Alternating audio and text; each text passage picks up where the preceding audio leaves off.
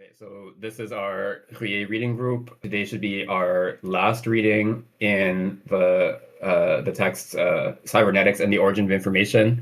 So we're picking up from page 176 at the conclusion of this supplementary concluding chapter of the book. Again, this chapter. So the title of the chapter is "The Problems of Cybernetics in 1967." So the first edition of the book was 1954, I believe, and then in the second edition, he adds this new chapter, which partly is, looking at some of the developments in like cybernetics and associated technology in the intervening 13 years, which this was a pretty important period in the development of some of these technologies. And then he also sort of extends some of these arguments, or sort of like broadens the scope of some of the arguments from the original edition of the book. And so the last couple sessions that we looked at, I think a lot of the material had to do with relationships between sort of pattern. I don't know what general term to use, but he talks about some of these machines that can sort of correct an error, for example, or fill in a blank and things like that.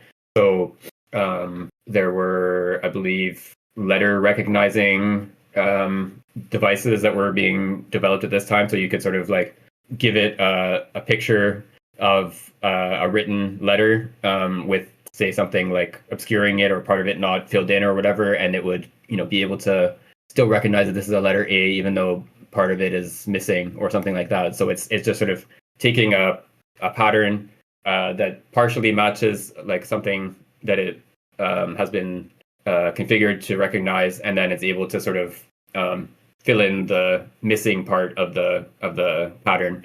And this sort of corresponds to things that people are able to do. Of course, we can recognize a letter that's partially obscured or partially missing or whatever, or distorted. Obviously the whole like or one of the main sort of categories of CAPTCHAs is these displays of letters at like weird orientations and blurry and with lines through them and so on, which is sort of making use of the fact that at least for now humans are still better than most of these like computer vision systems at sort of identifying the patterns that make up the letters, despite all the distortions or obscuring elements in the picture. And then maybe somewhat more sophisticated is like correcting typos, for example. If you're looking at a text and there's like a word that isn't really a word, but you can identify, if you just switch this letter to this other letter, then it is a word and it makes sense in this context. This is something that, and even we do this often without really noticing that we're doing it. Like if anyone who's had experience trying to proofread a text, it's actually somewhat difficult to read what is actually on the page rather than what should be on the page. You sometimes correct it without even noticing that you've done that. So this sort of like filling in the blanks, correcting minor errors, etc., is something that we do often automatically without even really knowing that we're doing it. And then Ruyer argues there's a kind of continuity to some extent between this kind of like very low level, filling in a pattern or correcting a pattern that isn't 100% accurate, etc. On the one hand, and then on the other hand, what we would consider to be creativity or invention. So you can think of like a mechanical invention. You're looking at this machine, and some element of it keeps going wrong. That keeps getting stuck in this specific way, and you can sort of, as a person who is familiar with this type of machine, you sort of like see the missing part. If only there were this part here, it would prevent the machine from getting stuck in this way that keeps happening. So you can sort of like almost fill in the blank of the missing part that you can just add, that makes the machine keep working without getting stuck. And of course, this is the more, I guess, sort of low level kind of invention. It's not sort of starting from a blank canvas and coming up with a design that no one's ever seen before. It's just taking an existing machine and modifying its functioning to fix a certain problem that arises. This is the more common kind of invention. Like the sort of blank canvas invention is, not really, it's probably something that never really happens. Like anyone who invents something is always starting from existing, you know, devices or at least the components that they are sort of putting together to produce this new device. And even when we talk about like artistic creation, you create a novel or whatever. Here, I mean, again, it's much more the amount of like filling in, or the scale of the blank that you're working in is obviously much greater, and there's much more room for creativity and doing something or sort of individual choice in this operation of writing a novel compared to filling in a crossword puzzle. But it's still something like you, as a person who is familiar with the literature in this language, you sort of experience like a gap, like there's a missing novel in the like literary world, and then you sort of like fill in that gap. Again, obviously this is quite different than finding the missing letter in a crossword, where there's like a pre-existing choice to that you have to find. But it's a sort of continuity between one and the other. But what I think Ruyer wants to insist on here is that despite this kind of continuity, it's not the case that the creativity of writing a novel is sort of just a more complicated version of finding the right letter. That would be this sort of mechanical process that, I mean, probably even today, like ChatGPT is probably better at doing crosswords than most humans are, I would imagine, just in terms of like, brute force searching through a dictionary and more or less comprehending what the clue says. This is probably something that, or if not ChatGPT, I'm sure you could build a crossword solving computer if you really wanted to. That would be better than humans. But this sort of mechanical process of finding the pre-existing solution that is, the right letter or a sequence of letters that solves this puzzle. It's not the case that you can just take this mechanical procedure and, make it more complicated and sort of produce the same kind of performance as a person writing a novel. It's rather the other way around. It's this creative process of, producing a novel, a solution to the problem that wasn't sort of preset, that didn't exist before you actually solved it. That is the more fundamental case, and it's only because humans have this capacity of creating a new solution to a problem. It's only because of this that we can produce machines that are capable of doing those mechanical sort of fill in the blanks type operations. So we have to start from the real creativity or real invention. The case of writing a novel, for example, and then see how that brings about the formation of these machines that are capable of filling in the blanks, even if sometimes those machines are, I guess, biological / psychological machines that we, build within ourselves. That you sort of train yourself to do crosswords or solve Sudokus or whatever. So you're sort of building a machine within yourself, and so this is sort of the direction of the operation is from the sort of creative, inventive capacity that humans have towards the mechanical problem solving or filling in the blank kind of solution rather than the other way around. Okay, so we can pick up from the heading conclusion on page 176. I can read. Conclusion to the conclusion. Apart from its general interest as a mobilizer of ideas, the partial successes and failures of cybernetics are paradoxical. The proverbial axiom, quote, "he who can do the most can do the least," unquote, does not apply to it. Or we must revise our notions of more and less, easy and difficult. Cybernetic machines or schemas easily imitate logical reasoning and calculation. They do not just imitate or simulate, they embody them in a way that is more perfect than the human brain is capable. But it is much more difficult for them to imitate conditioning, association, and perception, which they only manage to simulate. And they do not even simulate sensation. They can serve as auxiliaries for the difficult decisions of managers through operational and strategic calculations, such as for the difficult maneuvers of a spaceship, but they cannot choose between two colors of furniture. Translation machines are still in their infancy or even in limbo. A machine can successfully translate from Russian into English some sentences that are already mechanical, such as, quote, worker, fraternal, socialist country, express unanimous support position, Soviet government expounded, Khrushchev, Paris, unquote. But for a Russian poem, it gives this.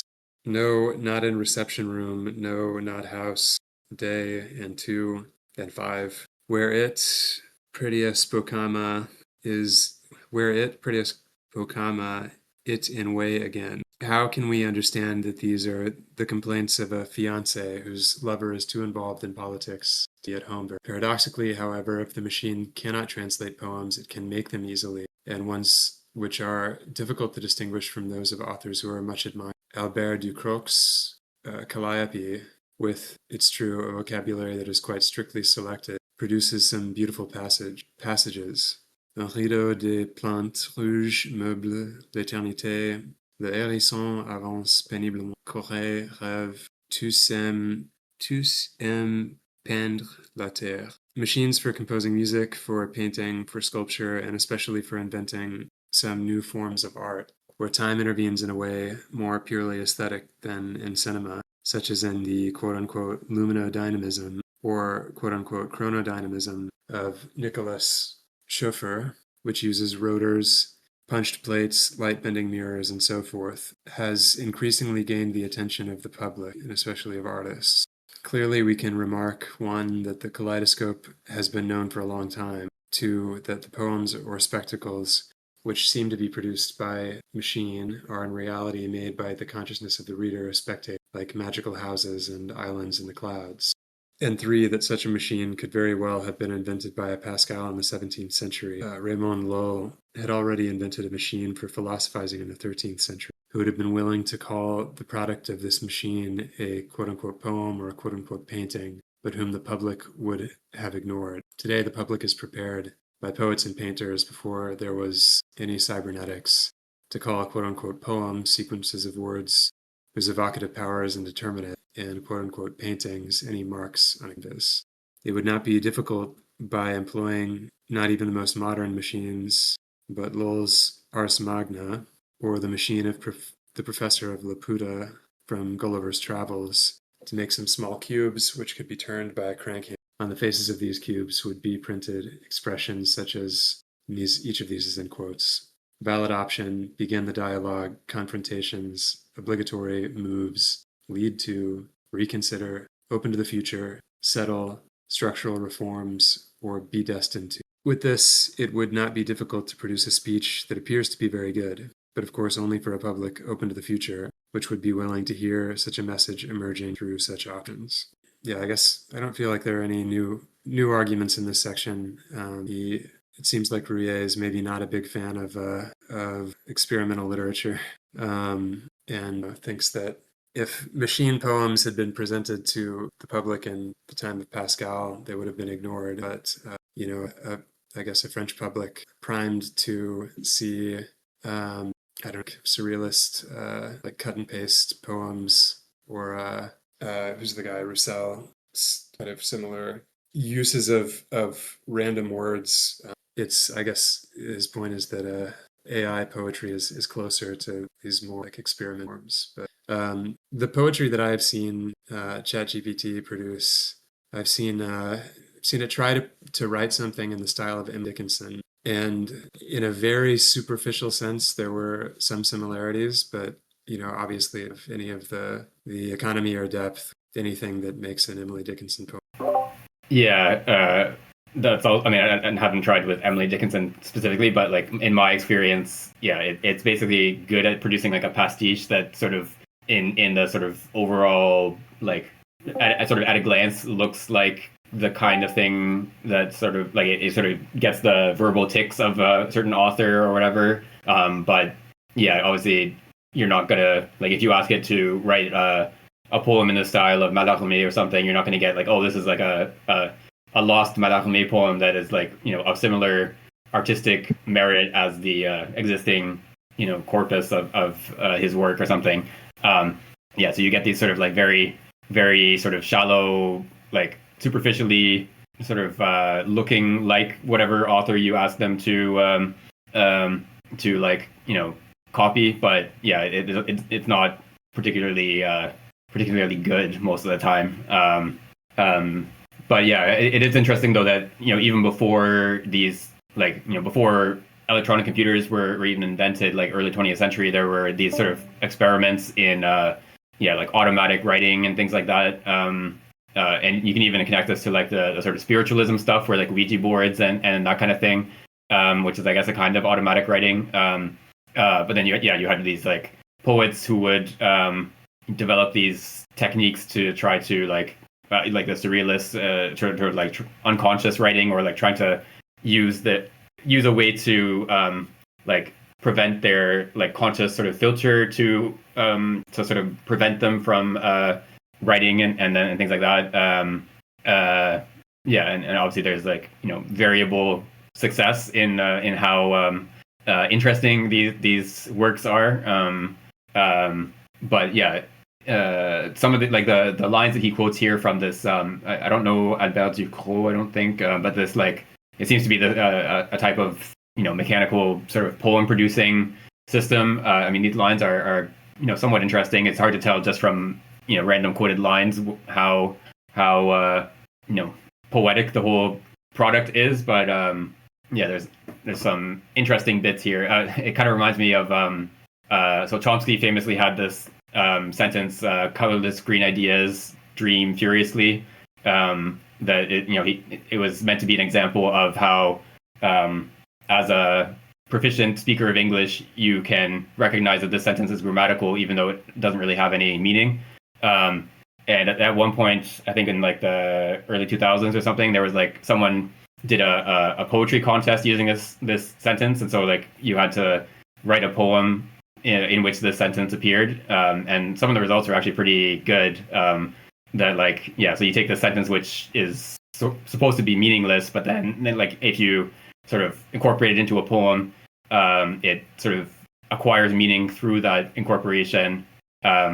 One of them I remembered was like it took this sentence as like I mean, I don't remember any specific lines, but the poem was about like I think it was like tulips in the ground, and so the bulb underground was a colorless green idea because it's like an idea of the plant that is going to grow out of this bulb later on. I thought that was a pretty clever way of using that line. So like even some of these.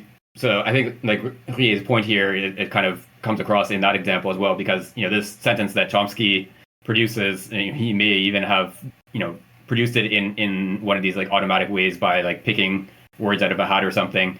But if you sort of incorporate it into a bigger text, you actually can sort of attribute meaning to it, or make it make some sort of sense. And so the same thing with these like sort of automatic, like he talks about like Raymond Lull and people like this. If you have these sort of automatic sentences or automatic poems or automatic paintings or whatever, it's the person, whether it's the viewer or reader or whatever, who is sort of attributing meaning to this. I mean, even something like an automatic painting, the artist or whatever exactly you want to call the person who sets up this process is generally not going to like present every single output of the process as like an artistic creation. They're still sort of like, they might set up this like one of these things where it drips paint on the canvas or whatever, but they still sort of decide is this one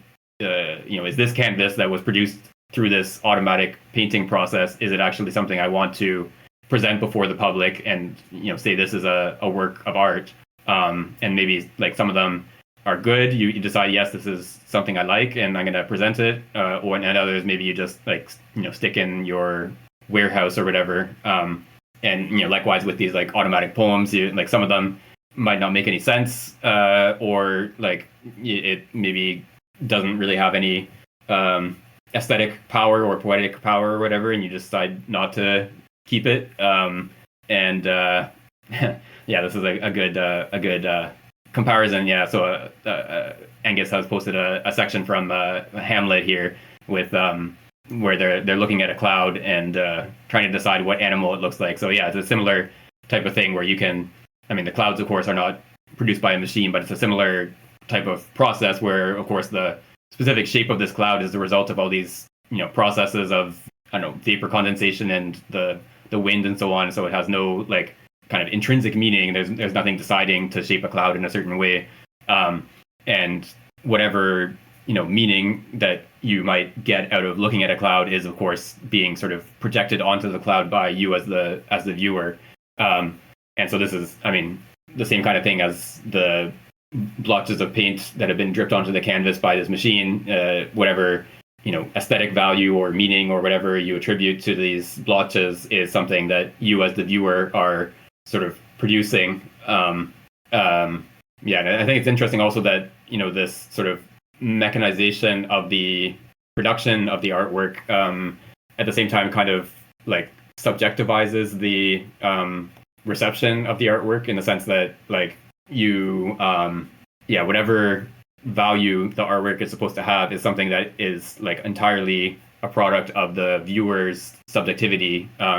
It's you as the viewer who are projecting any meaning or value or whatever onto the artwork. And so this sort of mechanization on the one side kind of like subjectivizes it on the other side. Whereas something like something that is, a product of a person, if you look at like, I don't know, something by Cézanne or something like that, then it seems like there's something more, I guess, objective, maybe it's not the right word, but there's something more substantial about the aesthetic value of this painting that is not just like, I as a viewer like have good feelings when I look at this piece of canvas with paint on it. There's something that is not entirely subjective, I guess, when you're viewing an artwork that is actually a product of creativity by an artist and not just a sort of mechanical process. That's a lot. So I think we can go on to the next bit. 61, are you able to read from another significant achievement?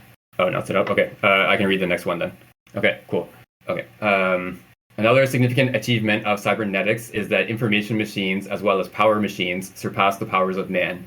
Duez gives a striking example drawn from the quote-unquote perceptron. In the course of correcting learning, the human instructor is alleged to make mistakes in their corrections 30% of the time. The performances of the quote-unquote perceptron are ultimately better than those of the instructor. Louis Couffignal shows that logical machines can carry out operations more complicated than those ever performed by humans. By combining some information supports, the machine can arrive at a semantics that is valid if the information is unambiguous, and that a person would be incapable of interpreting. Lewis Carroll's cascades of syllogisms, of which the machine easily draws the conclusion, is already disturbing to the mind.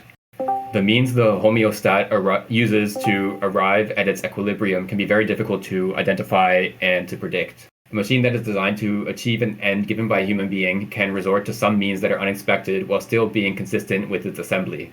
This could eventually be catastrophic, as in the story The Monkey's Paw, where the wish to have £200 for a mortgage payment is very quickly realized, but in the form of a pension provided by the accidental death of the son of the house. A boiler is set to provide me with a certain temperature can similarly obey my wish to be warm by asphyxiating me.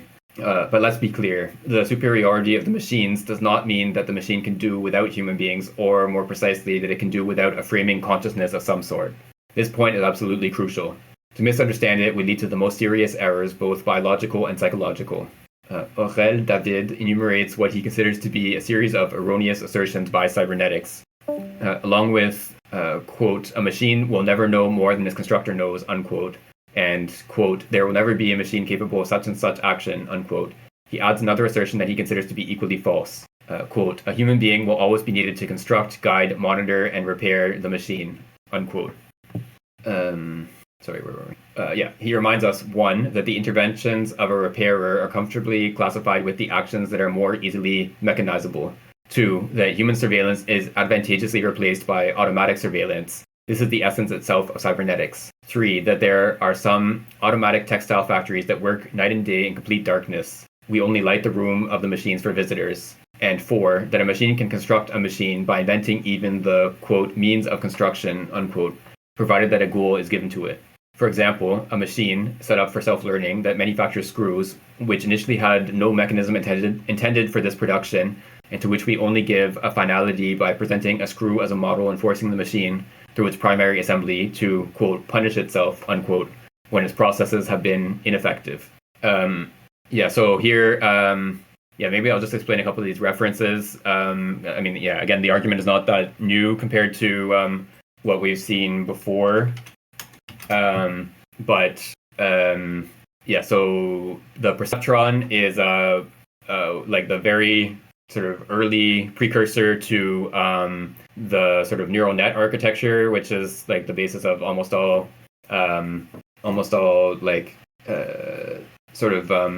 AI type systems that are being used today. It's a similar type of thing where it involves some sort of like learning process where you sort of feed in data of some kind and allow it to produce to sort of learn how to solve a certain problem. I think it was very low level. It was like recognizing letters and things like that, as opposed to generating poems, as we were just discussing.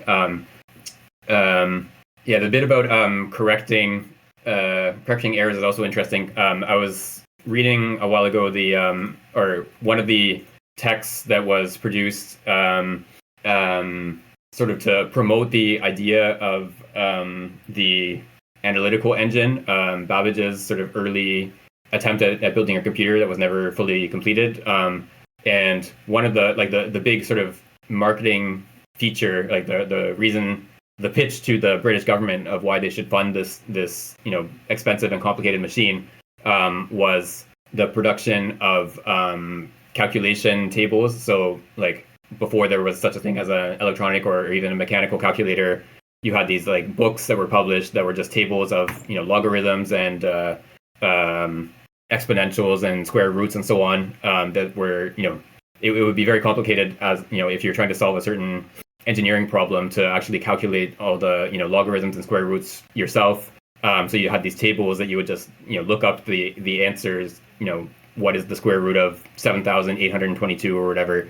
But these books were, of course, extremely expensive to produce because you had to, hire people to do all these calculations, and extremely error prone because, like, writing a 3 instead of a 9, or switching 2 digits or whatever is very easy to do, and all the way through to even the printing process. Like he mentions at one point that the author of this report mentions one book where there seems to have been an error where as they were printing, 2 of the types for the letters got stuck to the ball where the ink is sort of held in the printing process, and then when the printer sort of detached them and put them back into the set the type again, he just swapped the 2 letters or the 2 number types. Even up to the point of printing, you can still introduce errors at that point. And so many of these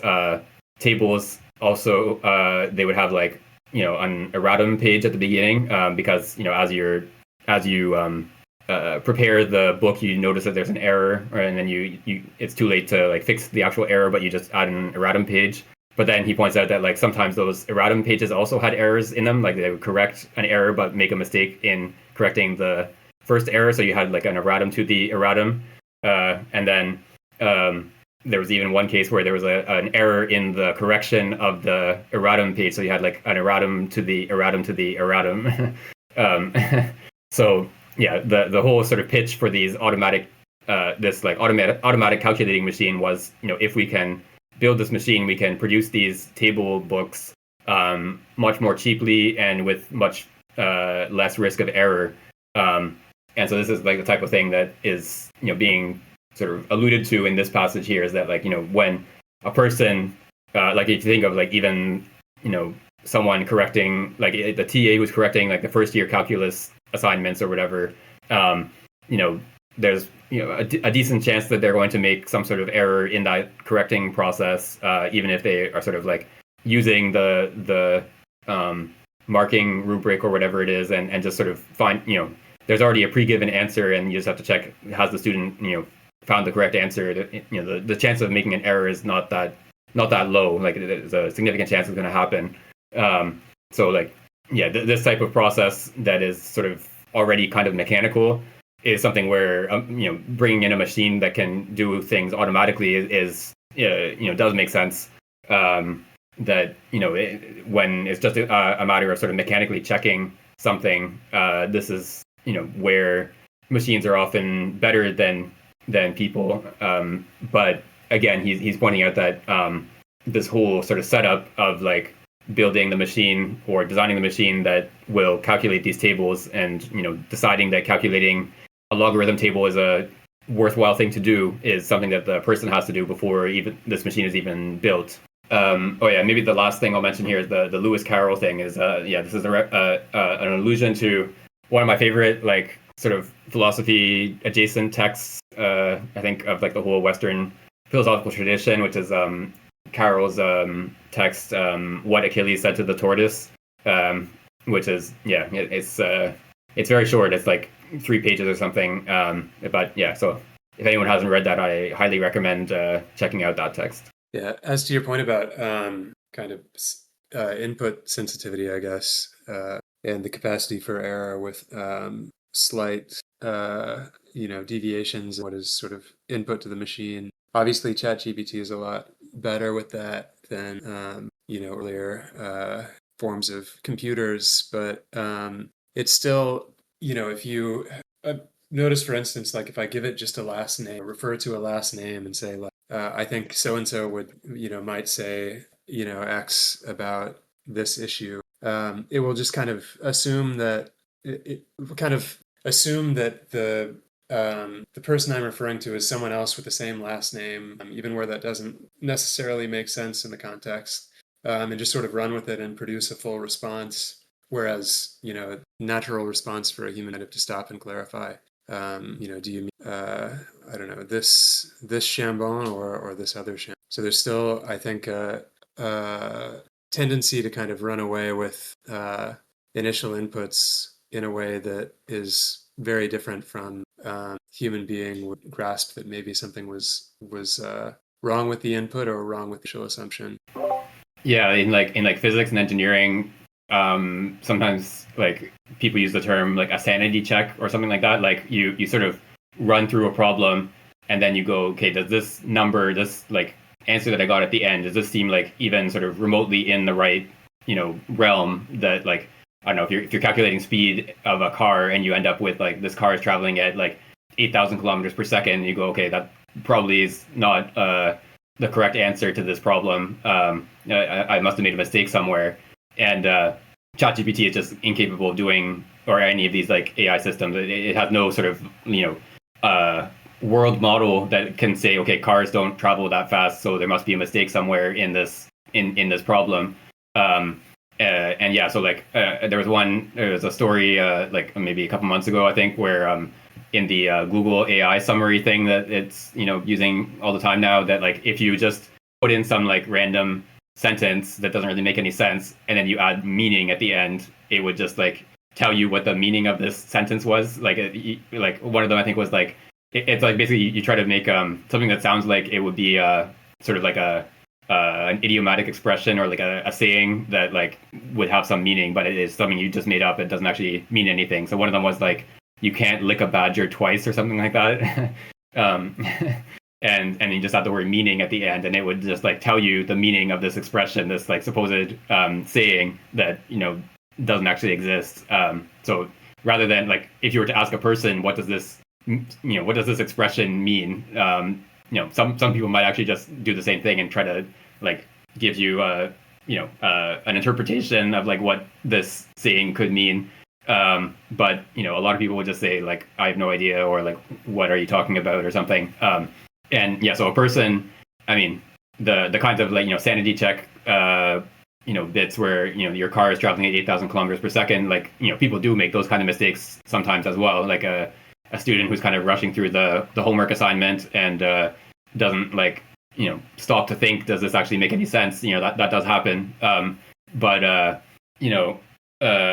someone who, I mean, a person brings a certain sort of general knowledge of like how the world works to bear on any of these problems, and then especially once you start to have like a certain amount of domain specific knowledge, like you as an engineer maybe understand that like you know I don't know a wooden sort of chain bridge is not going to be able to support a giant freight train or something like that. Just a sort of general like understanding of a domain of reality that you can sort of use as a check on the solution to a specific problem and say whether it makes sense or not, and then sort of go back and identify where you've made a mistake. So like again, it's the sort of capacity to not just follow a set of instructions and go from step one to step two, sort of in this mechanical manner, but then to sort of zoom out and look at the whole series of instructions and the results of following that series of instructions and say, okay, does this process as a whole sort of make sense and solve the problem that I wanted to solve, or did I select the wrong sequence of instructions, or follow it in the wrong way or something like that, and that's the capacity that these machines don't have at the current stage of technology. And I think 3A would say that in general this is like you can build in more complicated sort of, like you could take something like ChatGPT and add some kind of like checking system to it that would verify the results of a query or something like that. But you're again just sort of adding another step in the mechanical answer generation process.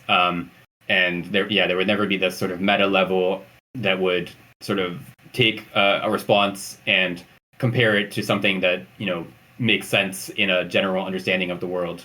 The other bit though, like the other side of this is that sometimes our like world model is also wrong.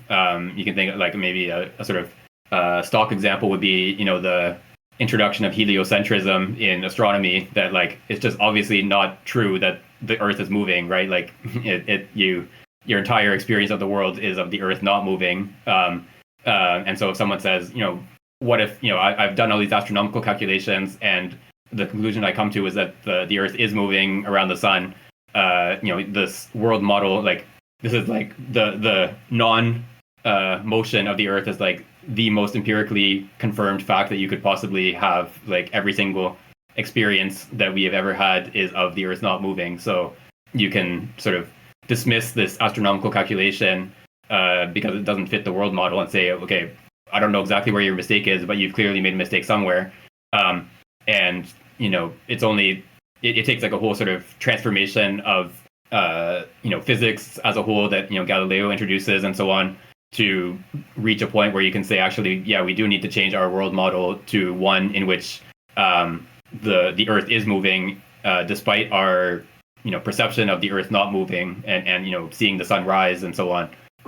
But yeah, even so, this sort of astronomical example, like if you were to say like take ChatGPT and then add like a world model and say like don't give an answer that contradicts your world model, you would probably end up with like a system that would reject a heliocentric astronomy that was presented to it. It would just say my world model says the Earth doesn't move, so there must be a mistake in these calculations somewhere, or this reasoning process that leads to the heliocentric conclusion.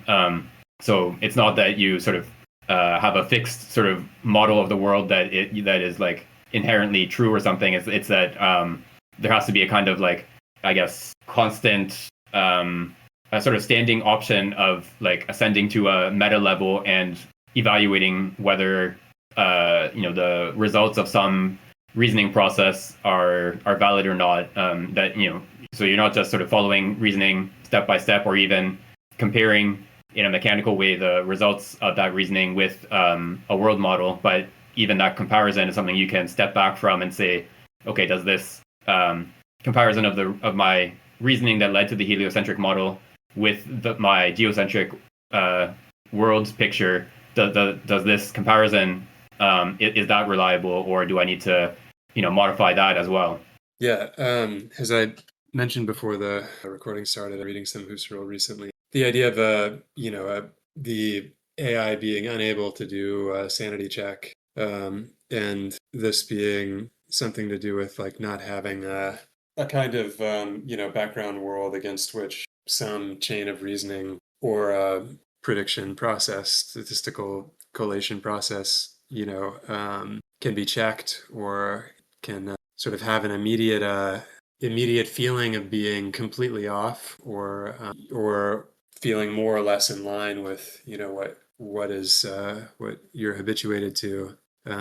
Does sound It's similar to the sort of horizon world that Husserl talks about as an unthematized background for perceptions and thoughts, and for Husserl various modes of intent. Obviously the same ideas in Heidegger as well. Maybe that is sort of one thing that whether it's because it's not alive or something else about psychic systems, something that the AI doesn't have, which is preventing it from doing these sanity checks. Yeah, I was kind of thinking along the same lines as well, and this is something that Hubert Dreyfus sort of made similar types of arguments, like similar to some of the arguments that Ruyer's made in this book. Like he had a famous book in the 70s, I think it was the 70s, What Computers Can't Do, and I think he also made some sort of predictions that similarly to Ruyer's didn't age that well. I think there was something about like playing chess. I think maybe it was one of them. But yeah, that's similar. The general case I think is similar in the sense that he sort of points to this like background understanding, or like the sort of horizon type of background that humans have, and presumably other animals as well, that have like this background sort of grasp of the way the world works that forms the sort of background on which we are capable of reasoning about say how this machine will work, how these different parts will fit together or whatever. And so he thinks that this is something that will sort of always be lacking for machines, that they will never sort of be able to, that you can never sort of take this background grasp of the world and reproduce it in mechanical form.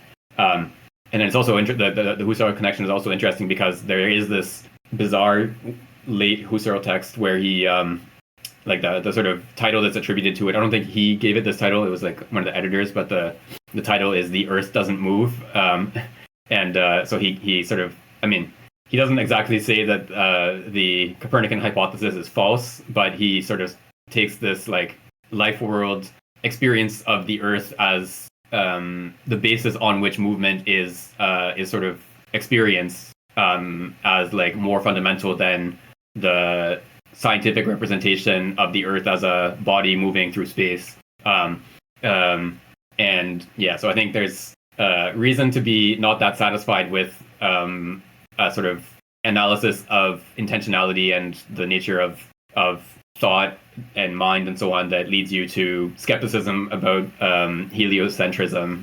I think you can. This is maybe one of those points where you can say something has gone wrong in this process, and maybe we need to look more carefully at some of the steps that led us here.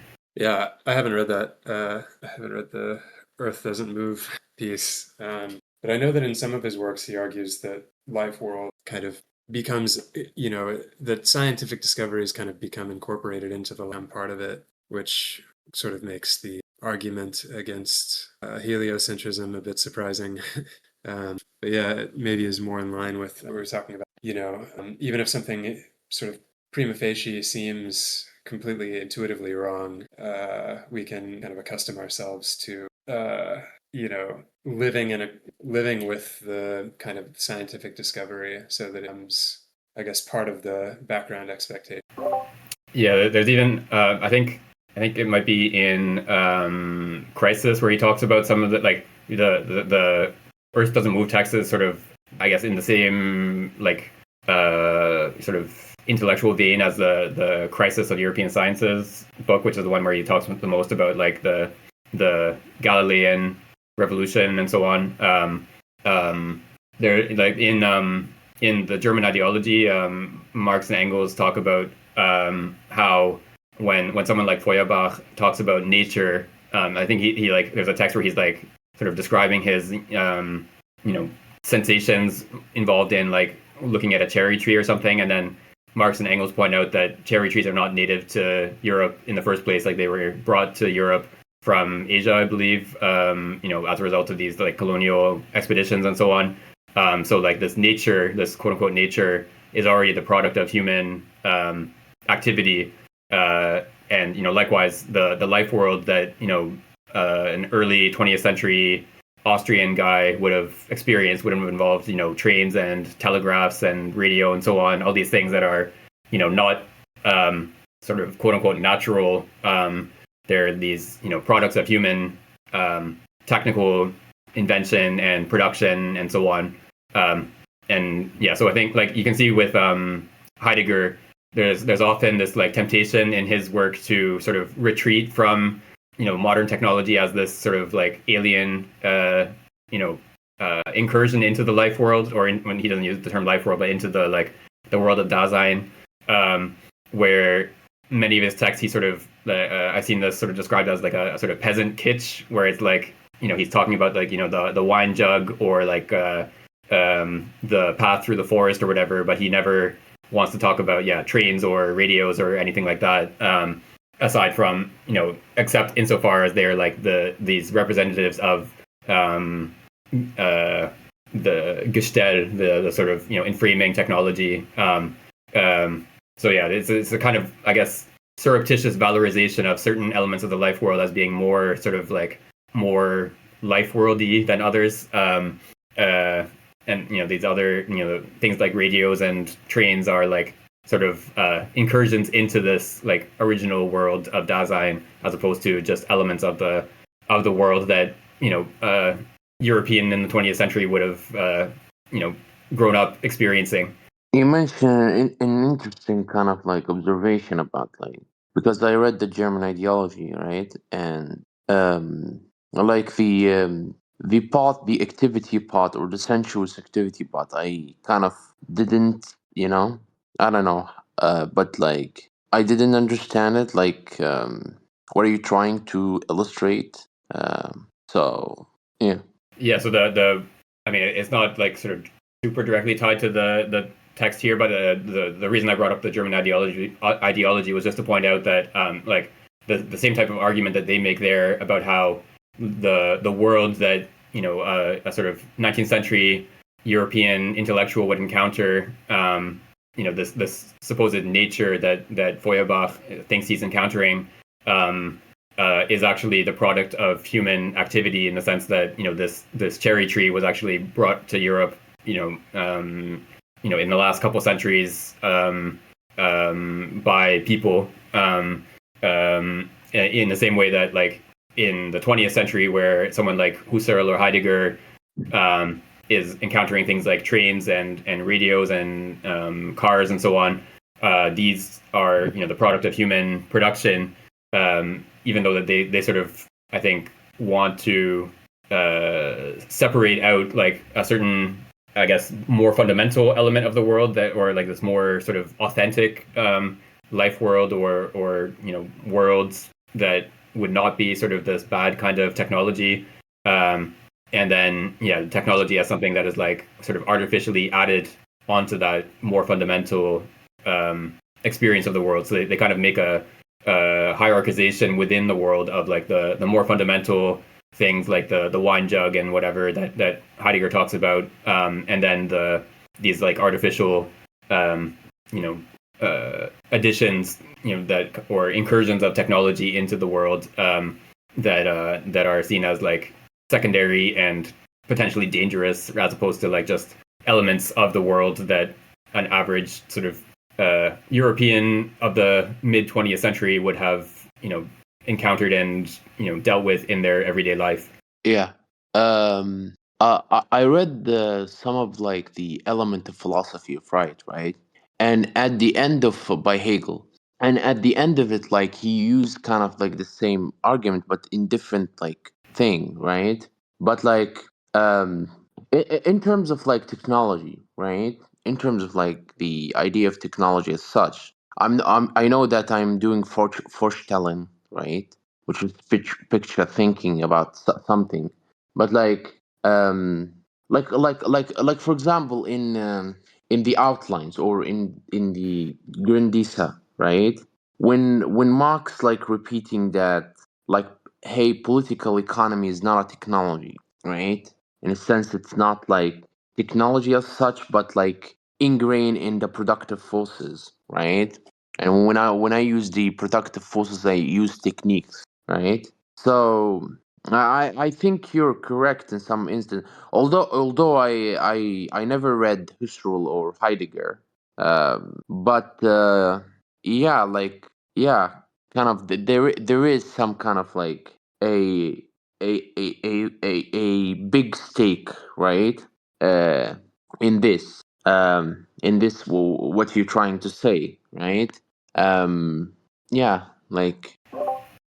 Yeah, I think like I mean getting into Hegel would I think probably take us even further from the text here, but yeah, so Hegel is always sort of talking about mediation and sort of the human activity that goes into something that yeah, so he's obviously very opposed to something like this like immediate encounter with this supposedly natural world as like a sort of basis on which I mean this is sort of like the starting point of the phenomenology is like a sort of criticism of this idea that you can just sort of have this immediate encounter with the tree in front of you, and then as soon as you write like the tree is now or something like that, The then Aristotelian idea that like nature has a purposeful activity, right? With like this kind of Aristotelian idea, right? Which he mentioned in the phenomenology. Um, well actually yeah. So I mean yeah, this would take us too far away, but he is more I guess favorable to Aristotle, but it's more this immediacy, the concept that he's criticizing. But I think yeah, maybe we should probably close the parenthesis on Hegel for the moment, and keep going with the text. 61. Could you pick up from even if we don't condemn on page 179? Sure thing. Can you hear me okay? Yes. Even if we don't condemn the notion of self-learning, about which Derisi is less optimistic than David, it is evident that a human being or consciousness is always indirectly active in framing. As the giver of finality, we can place regulating or repairing machines on other machines, but we do not change their mode of existence, which is material like minerals or formal like physical equilibria. Only a consciousness can give them their, quote, second mode of existence as technical idea. A machine is understood through involvement according to the goal of its constructor and not by a pure description of its parts as physical realities. If we claim to describe a certain assemblage of metal, mica, and porcelain in the motor of an automobile, the spark plug, without knowing that it acts as a device designed to produce sparks, this absurd positivism would amount to nothing. Arel David's thesis is not serious. The important thing is not that a human being is present in flesh and blood beside the repairing machine. If he does not understand its mechanics, his presence will be useless. The important thing is that he exists as living support of the technical idea according to which the machine was constructed, and that he is ready to intervene and repair it according to this idea. The, quote, surveyor on the moon would be 400,000 kilometers from man, but it would be dependent on man nevertheless. Machines, with or without an added system of regulation and repair, do not have their own consistency. It is characteristic that the internal machines themselves, the organs, only subsist through the organic primary consciousness that frames them. A superior animal is mortal because it can no longer repair the too extensive injuries to its organs. Heart is not immune to heart diseases, even though it has additional regulatory mechanisms on top of its own beating. By contrast, a unicellular organism is virtually immortal without any machine because its, quote, body is only the observable part of its domain of absolute surface. And the large organisms would have to again pass through the unicellular phase by abandoning all their machinery in order to reproduce and keep their specific gen identity. If an epidemic caused humanity to disappear, with the exception of several people on a desert island, they would repopulate the earth thousands of years later. The automatic textile factories would have long since turned to dust, while the new humanity would rebuild new technical lineages, like a single germinal cell rebuilds the machinery of an adult body.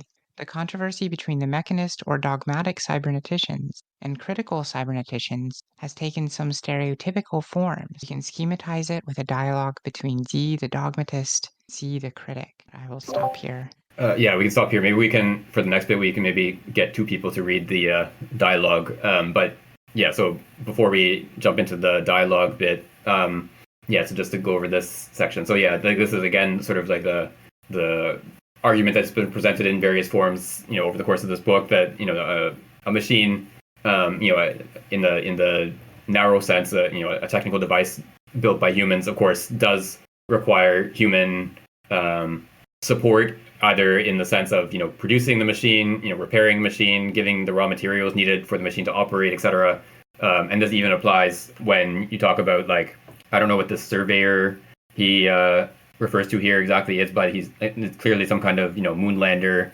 And we have, like, the Voyager probes, for example, that are like billions of kilometers away from Earth at the moment. But they still, like, there was one, I think, I can't remember which one. One of the Voyager probes a couple of years ago went offline for a bit, and then the NASA people were able to send instructions for how to, like, reroute the power source or something like that to get it working again.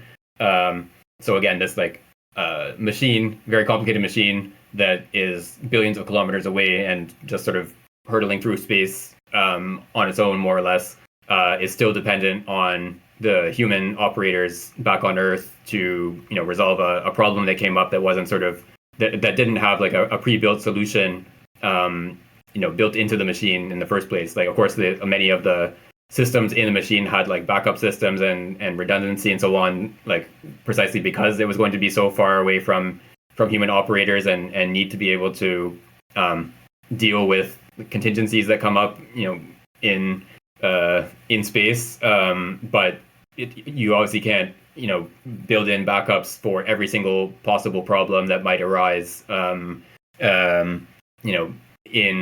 a probe that is going to be traveling through space for thousands of years. So yeah, in this case, like, something that wasn't foreseen, or that maybe it wasn't possible to produce redundancy for, built into the probe before it was launched. It was only after the launch and many years after that these instructions for how to reroute the power were sent to the probe. This he sort of extends this to biological machines, in the sense that like a human or any other mammal's heart has all kinds of regulatory mechanisms. Even something like the way that a heart will contract in a regular rhythm is something that requires. I mean, it might seem sort of simple if you think of, like, something like a metronome that produces a regular beating pattern, but it's actually quite complicated to get all these thousands or maybe even millions of muscle cells that make up the heart to contract in this rhythmic way that brings about the contraction of the heart as in the right way to pump the blood in a certain direction and so on. So yeah, there's lots of different sort of regulatory mechanisms to ensure that the heart pumps, contracts in the right way. So if you think of, like, a device like a defibrillator, part of what it does is sort of it kind of jumpstarts these regulatory processes. It like if someone is if the heart sort of gets deregulated, in the sense that the contractions are not functioning the way they should, like to in this sort of organized way, the defibrillator sort of, like, just the electric shock just sort of, like, jumpstarts the heart muscles and gives them a chance to sort of re-regulate themselves. It's almost like rebooting a computer in that sense. But of course, the fact that there are these regulatory mechanisms within the heart, and then there's obviously immune systems that protect the heart from different infections and so on. The fact that there are all these machines that help to ensure that the heart keeps functioning and keeps the animal as a whole alive doesn't mean, of course, that the heart is, like, invulnerable, or that the animal as a whole is immortal. We know that is not the case, that people do have fatal heart attacks sometimes, or other injuries or diseases that the heart is not capable of overcoming. All the animals that we know do eventually die. So these machines you can add extra sort of regulatory, like a second order machine that regulates the first order machine and protects it, and other machines that repair damage and so on. But the sort of sequence of machines comes to an end at some point, so you can't sort of indefinitely prolong the functioning of these machines. There's at some point there's just too much damage, or things have degraded too much, and then the machine stops functioning. So he points out, or he suggests that the unicellular organism doesn't have machines, which I think is I'm not sure that he even really if that's really his sort of like official position, because he does talk elsewhere about like molecular biology, like even in this book. But of course we know more, I guess, now than he would have in the 50s and 60s. But even unicellular organisms, the cell itself is an extremely complicated system of machines that are producing proteins and all kinds of things like that are all these extremely intricate processes, and those can also go wrong as well. That like for example, a virus can sort of hijack the cellular machinery and make the cell start producing copies of the virus instead of the proteins that it needs to continue its own life. And there are viruses that specialize in infecting bacteria, for example. There's even interest. I don't know if there's any like commercially available ones, but there's research into like using some of these viruses to attack the bacteria that sometimes can make us sick. But yeah, in general, any living being, including unicellular organisms, can also, is also made of machines that can themselves go wrong. That only have a finite capacity for regulation and repair and so on. So I think his argument maybe is you can extend the argument from multicellular organisms to the unicellular ones, even though he doesn't make that extension. Okay, so we have just this dialogue bit at the end here with D and C. So maybe we can like go back and forth. Maybe like Angus, do you want to take D and I can take C? Yeah, that works for me. All right, I'll start. So I'm playing the dogmatist. You state the obvious by recalling that machines and mechanisms are neither conscious nor living. We know that just as well as you. Everyone knows it. Only science fiction authors have seemed, for the amusement of their readers, not to know it. Perhaps we should add a few eccentric philosophers whose intentions aren't entirely clear, and perhaps they just want to amuse themselves. Very well, but then why present your mechanical quote-unquote models as biological and psychological discoveries? And above all, why accuse the skeptics and critics of not having the scientific spirit and of clinging to myth and superstition? We don't present these models as discoveries, but as work instruments. We've even proposed to always add a letter of discrimination to distinguish memory M from memory H, learning M from learning H. We're always ready to abandon our models as soon as facts disqualify them.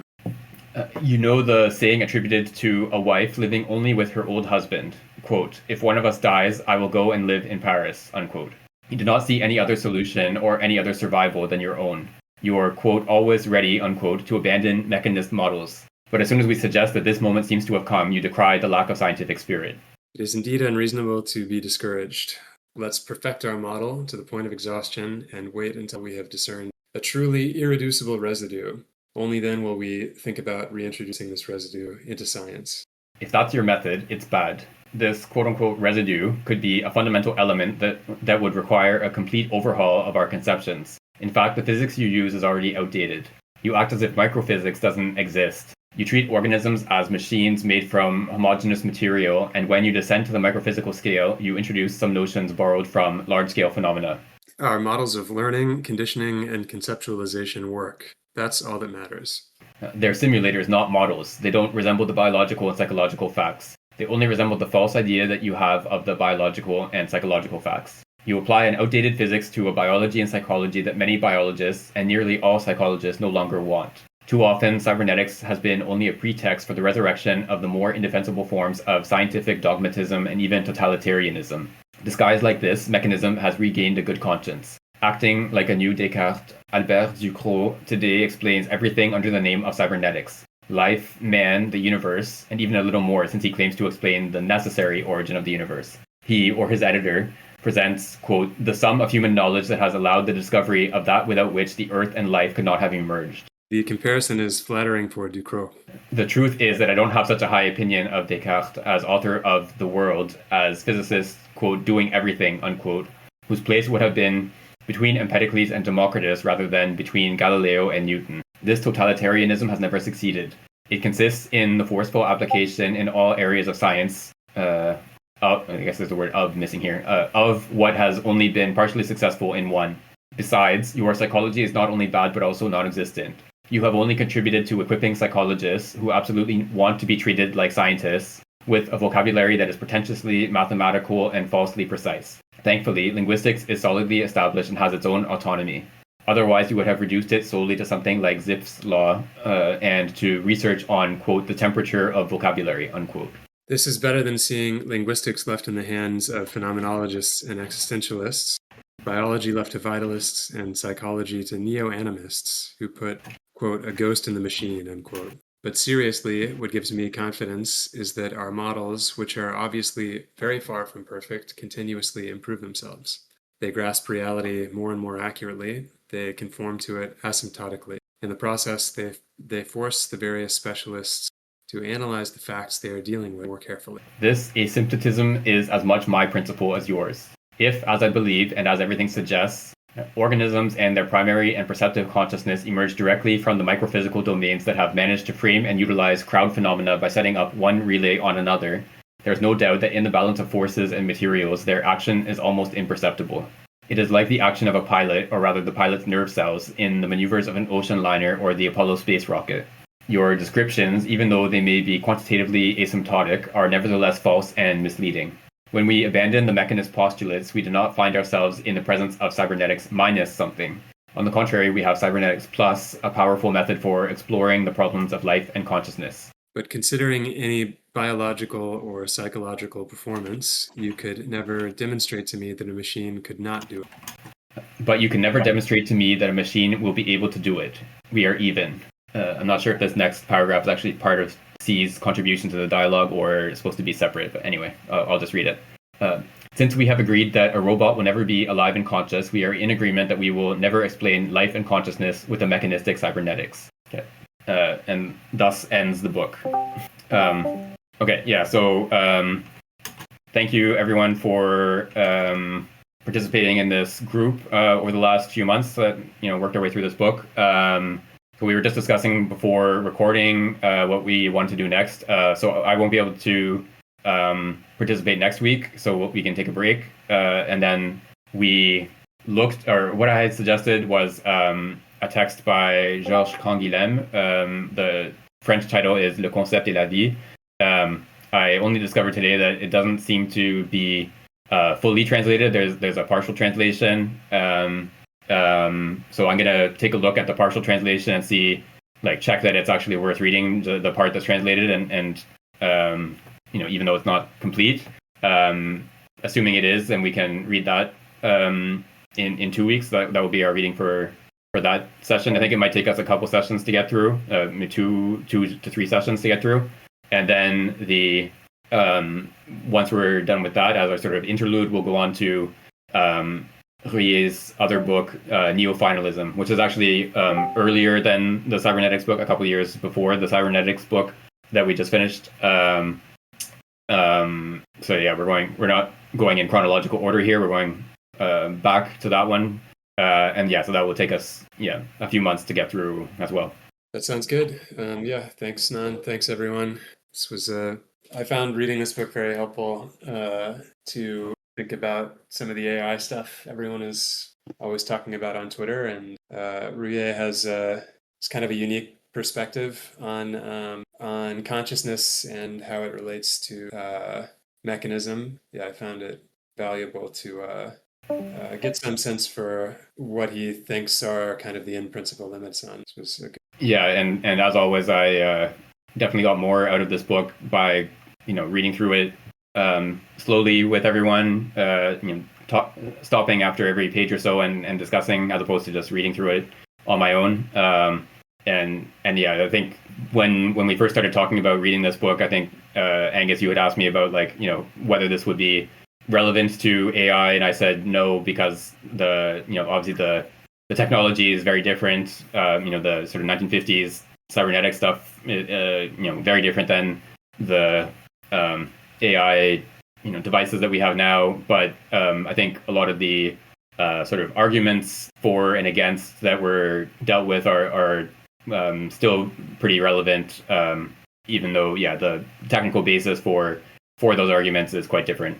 The only irony for me is that I have 2 books on my ship now to reread: The Structure of Behavior and the Cybernetics. I'm already preparing for that.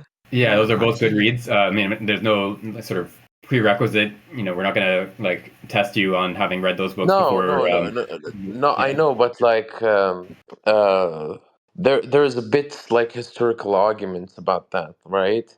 And whatever there's a discourse, there is a beginning, I guess, right? So call me barbarian, right? Like Ovid, like Ovid. People think that I am barbarian, but they don't understand, right? Um, hmm. You're a Yeah, barbarian for reading Maurice Merleau-Ponty. Just kidding. Yeah, I think we're all the barbarians here. Yeah, but sometimes it's good to sort of work our way through something as barbarians, as opposed to sort of thinking that we know what we're doing, and having our preset world model that we are comparing things to. So yeah, the fact that sometimes it is helpful to not really know what's going on and sort of try to puzzle through things on your own. Or together in this group, as opposed to sort of relying on what experts tell us about the text. yeah. Yeah. And by the way, these 2 books that I will read starting from this week, I added another book which is the same profile that you have. I'm starting from yesterday. I started with the same profile. I started with Fanan, actually. Oh, nice. Yeah. Yeah, I Yeah. I mean, started with him. a very different sort of intellectual current than what we talked about, though. The Black Skin, White Mask is a pretty phenomenological book. It's definitely connected to things that Sartre and Merleau-Ponty were doing at that time. So yeah, maybe that's something we could look at reading at some point as well. Yeah, I'm reading The Wretched of the Earth, and after that, Dying Colonialism, and I will read Frantz Fanon, all his entire kind of books. I'm starting with that, because there's a lot of things important, right? Yeah, um, it would be a fun three books in my 3 books. But anyway, I don't want to dwell, with you. I don't want to kind of prolong the conversation, right, anymore. And have a nice day, everybody. Yeah, thanks everyone. So next week off, coming back the week after, I'll post in the forum about what exactly we'll be reading next time. If I can find where our channel is again after everything's been moved around. Okay. Yeah, thanks everyone. Hope to see you in 2 weeks.